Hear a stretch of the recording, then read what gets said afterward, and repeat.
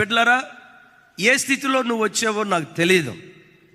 నువ్వు కోరుకున్నవన్నీ దేవుడు నీకు ఇచ్చి, నువ్వు చేసిన ప్రార్థనకు దేవుడు జవాబిచ్చి, మంచి స్థితిలో దేవుడు ఒకవేళ నిన్ను ఉంచితే మంచిది.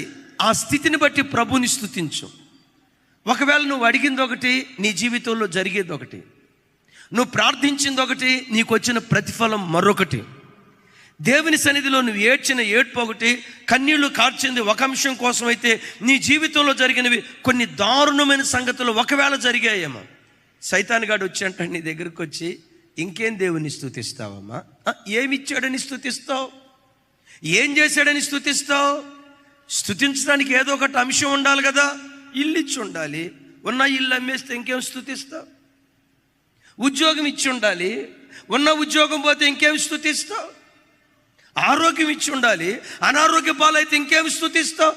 ఏం చేశాడని దేవుని నువ్వు స్తుతిస్తావు అని సాతాను నిన్ను కృంగదీస్తూ ఉంటాడు. నీవేం చేయాలో తెలుసా? ప్రతి పరిస్థితిలో మేలులోనైనా ఆయనను స్తుతిస్తాను, కీడులోనైనా ఆయనను స్తుతిస్తాను, ఆశీర్వాదంలోనైనా ఆయన స్తుతిస్తాను, లేమిలోనైనా ఆయన. ఇంకేం స్తుతిస్తావయ్యాపో? ఇంకేం స్తుతిస్తావు? సమస్తాన్ని కోల్పోయావు.